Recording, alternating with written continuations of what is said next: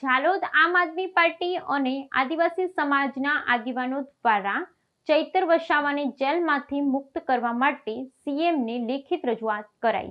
ઝાલોદ આમ આદમી પાર્ટી અને આદિવાસી સમાજના આગેવાનો દ્વારા ચૈતર વસાવાને જેલમાંથી મુક્ત કરવા સીએમને લેખિત રજૂઆત કરાઈ। આમ આદમી પાર્ટી અને આદિવાસી સમાજના આગેવાનો દ્વારા ઝાલોદમાં ચૈતર વસાવાની મુક્તિ માટે મુખ્યમંત્રીને લેખિત રજૂઆત કરવામાં આવી છે। ચૈતર વસાવા હાલ વડોદરા સેન્ટ્રલ જેલમાં કેદ છે અને તેમની જામીન અરજી હાઈકોર્ટે જ ફગાવી દીધી છે। સરકારી પક્ષે ચૈતર વસાવાના અગાઉના અનેક કેસોની રજૂઆત કરી હતી, જેના આધારે જામીન ના મંજૂર કરવામાં આવ્યા। 2023માં ફોરેસ્ટ વિભાગના એક કેસના સંદર્ભમાં બનેલી ઘટના બાદ લાફાકાંડના આરોપી ચૈતર વસાવા 5 જુલાઈથી જેલમાં છે। ચૈતર વસાવા અને તેમના પક્ષે પોલીસ સામે ગંભીર આક્ષેપો પણ કર્યા છે, જેમાં જણાવાયું છે કે પોલીસ પાસેથી બુટલેગરો નિયમિત હપ્તા ઉઘરાવે છે અને ખુદ ચૈતર વસાવા પાસે આવા 35થી વધુ વિડીયો પુરાવા પણ છે।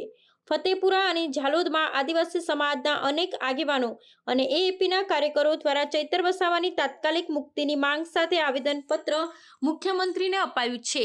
ચૈતર વસાવાની પત્ની વર્ષા વસાવાએ પણ પોલીસ સામે ગંભીર આરોપ લગાવ્યા છે અને કહ્યું છે કે તેમના પતિ ઉપર કરવામાં આવેલી કાર્યવાહી માટે તેમણે ન્યાય માંગ્યો છે।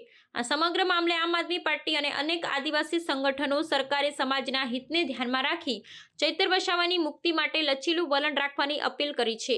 ગામડામાં પણ આ મુદ્દે ચર્ચા તેજ થઈ છે અને જુદા જુદા વિસ્તારોમાંથી સમર્થન દર્શાવનાર કાર્યક્રમો યોજાઈ રહ્યા છે। ડેડિયાપાડાના ધારાસભ્ય શ્રી માનનીય ચૈતરભાઈ વસાવા કે જેઓ સમગ્ર ગુજરાતની અંદર આદિવાસી સમાજનો અવાજ છે। આદિવાસી સમાજ છેલ્લા 30 વર્ષથી પીડાઈ રહ્યો છે, લૂંટાઈ રહ્યો છે અને ભારતીય જનતા પાર્ટીના શાસનમાં જે ભ્રષ્ટાચાર ચાલી રહ્યો છે એને ઉજાગર કરવાનું કામ આ ડેડિયાપાડાના ધારાસભ્ય શ્રી માનનીય ચૈતરભાઈ વસાવા કરી રહ્યા હતા।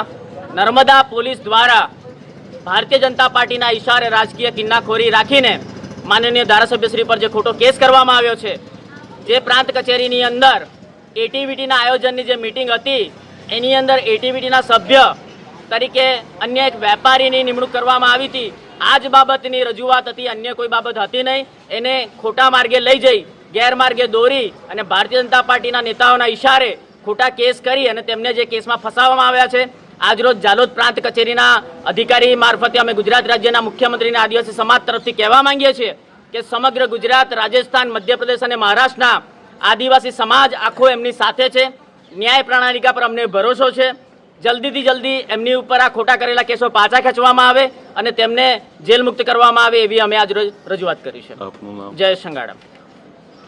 આજે ઝાલોદ આમ આદમી પાર્ટી સાથે આદિવાસી સમાજના તમામ અગ્રણીઓ સાથે રહીને અમે પ્રાંત અધિકારી સાહેબને આવેદનપત્ર મુખ્યમંત્રીશ્રીને આપી રહ્યા છીએ કે માનનીય ચૈતરભાઈ વસાવા કેટલાક સમયથી આજે ભ્રષ્ટ ભાજપ સરકારે ખોટા કેસ લાદીને જેલ પાછળ ધકેલ્યા છે, જેના પાછળ સમગ્ર આદિવાસી સમાજ આજે નારાજ છે, જન આક્રોશ છે।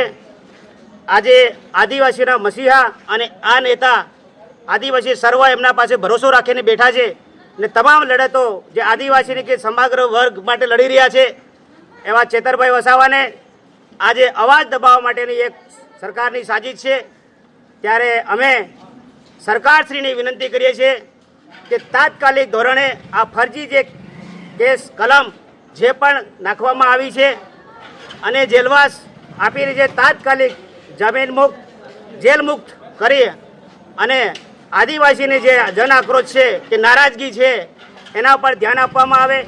જો સરકાર ટૂંક જ સમયમાં દિન 7ની અંદર જો આ સરકાર તાત્કાલિક નિર્ણય નહીં લે તો સરકારશ્રીની જવાબદારી રહેશે કે આદિવાસી સમાજ આજે બધી જ રીતે કે પોતે તૈયાર છે કે આગળ શું કરવું ને નહીં કરવું, પણ સરકાર તાત્કાલિક આનો નિર્ણય લે એના માટે અમે એક રજૂઆત કરી રહ્યા છીએ।